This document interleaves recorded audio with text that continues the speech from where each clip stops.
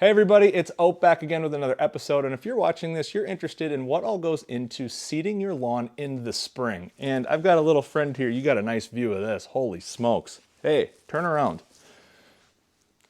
You want to understand what's going on in the spring, but you also want to understand the risks associated and the step-by-step process and how to do it. So we're going to go through all of that with you. Stay tuned, and we'll catch you on the other side. So when seeding in the spring, there are really two main considerations to make spring kind of a risky time period to lay grass seed down. Fall and cool season lawns is by and large the best time to go in and lay grass seed down. We've got soil temperatures that if in the springtime, if you're by me, you're still coming out of that cold, deep thaw of winter, and it's just going to make for longer germination periods regardless of the grass type that you put in. What I mean by a shorter window of germination in between when a seed is actually going to germinate and when the stress of the summer and the heat and all of the risks with summer happen, there's less of a window for that grass seed to mature enough to be able to battle it off, thus make it through the summer, in addition to the late germination period. So be careful of that. But we also have the risk of heavy downpours just happen more frequently in the springtime. So you just want to have that in mind when we go and lay the grass seed. Your extended forecast is really, really important for both of those factors. The last consideration that I just find easier to deal with in the fall than the springtime is the combat of a weed seed versus a grass seed. You kind of have to make that decision between a grass seed strategy or a weed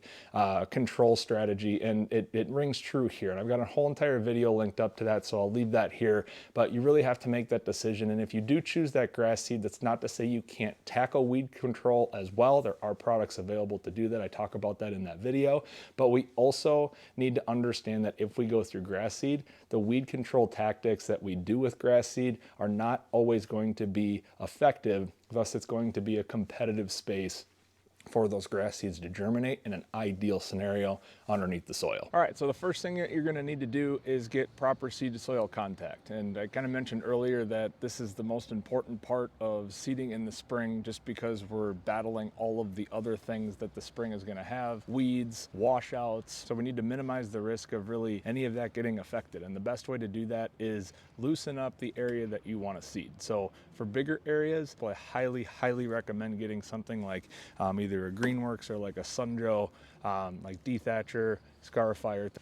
Basically what this does is has a bunch of metal tines down here that loosen up all of the debris, loosen up that top layer of soil, and really clear out everything that the seed is going to be touching. Highly recommend this. This makes your job a heck of a lot easier. I've got this one particularly linked down in comments below. This is probably your least expensive option, and this has worked for me for the past like 4 years. You plug it in, it's all electric.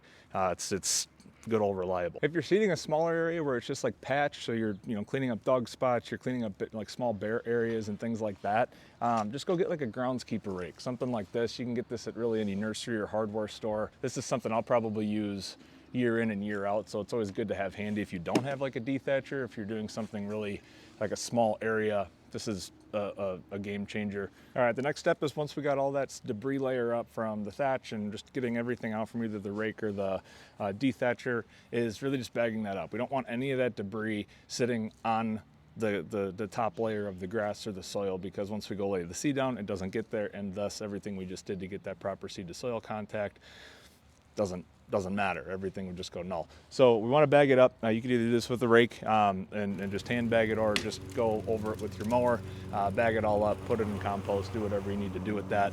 And that way we've got a clear shot to get down to the soil when we lay our grass seed. Most important step is, well, we need some grass seed. So pick out whatever grass seed that you guys are gonna want. This is gonna be different for everyone, so I'm not gonna sit here and recommend any grass seed.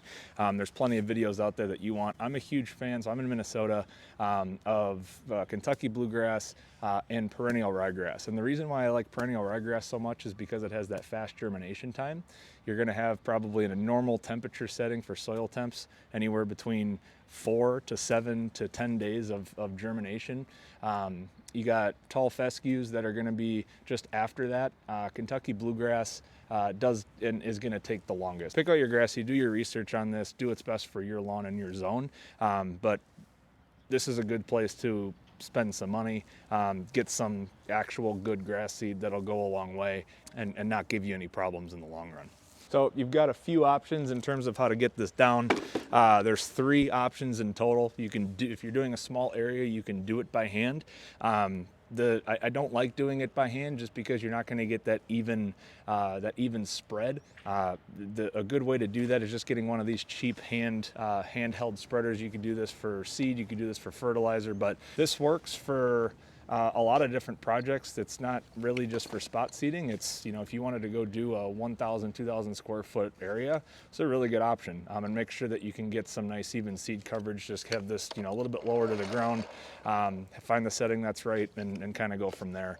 If you're going with a bigger option, larger than 2,000 square feet, I should say, a granular spreader is probably your best bet. I need to clean mine out. This is a poor example, but put your seed in here and it will just kind of go from there. The rates that you're probably looking for overseed depend on the grass type that you're going to be using. You're probably going to be looking anywhere between like 4 to 5 pounds per 1,000 square feet of grass seed. So measure it out, weigh it out, and then just select a lower spreader setting. Right on the back of all of these granular spreaders, they have the settings.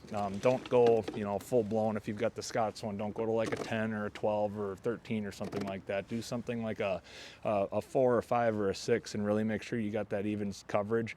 But I'd much rather you go over it multiple times and have that nice even coverage than just dump a bunch of grass seed on and then run out of seed halfway through your project. So, all right, so we're in the springtime. We've got a couple things to consider.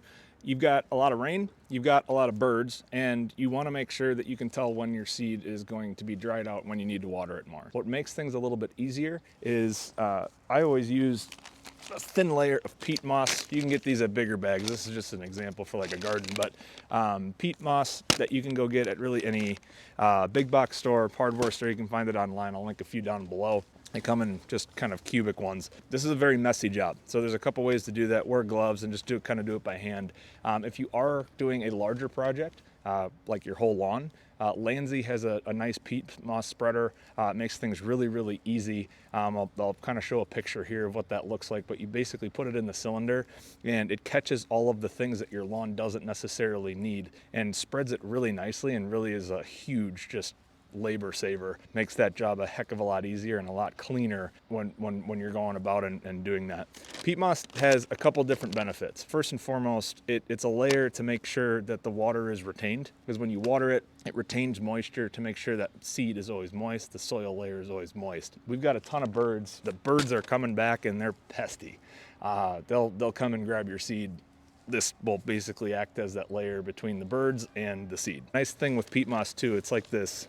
When it's dry, it's that like brown color. You could tell when it dries out, right? You obviously wet anything, it goes darker. The next couple steps, and probably should do this before, but any form of like starter fertilizer. So you've got nitrogen, phosphorus, potassium. It's going to generally have a higher percentage of phosphorus to lay down with all of your grass seed to really make sure that root development is that starting development that it really needs when that grass seed first germinates, to get that root down into the ground and actually have success with a healthy lawn. So starter fertilizer as well.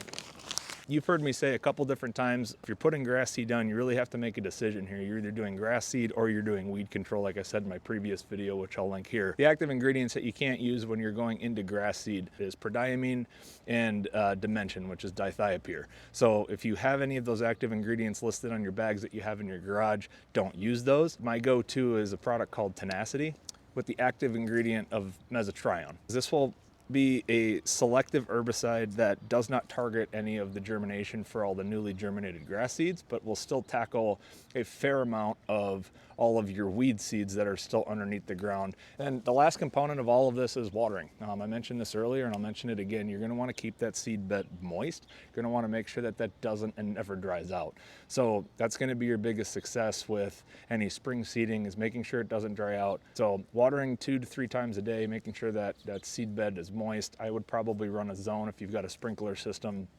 I don't know, 6 or 7 minutes at a time. Just kind of making sure that everything is moist and doesn't dry out. There you have it, you guys. There's all the considerations in the step-by-step process that I use to go seed in the spring. And if you have any questions, drop them down in the comments below. I will certainly be sure to get to those. Throw a subscribe on there, throw a like, and turn that bell feature on so we can tackle our lawn journey together. I'm Ope, and we will see you next time.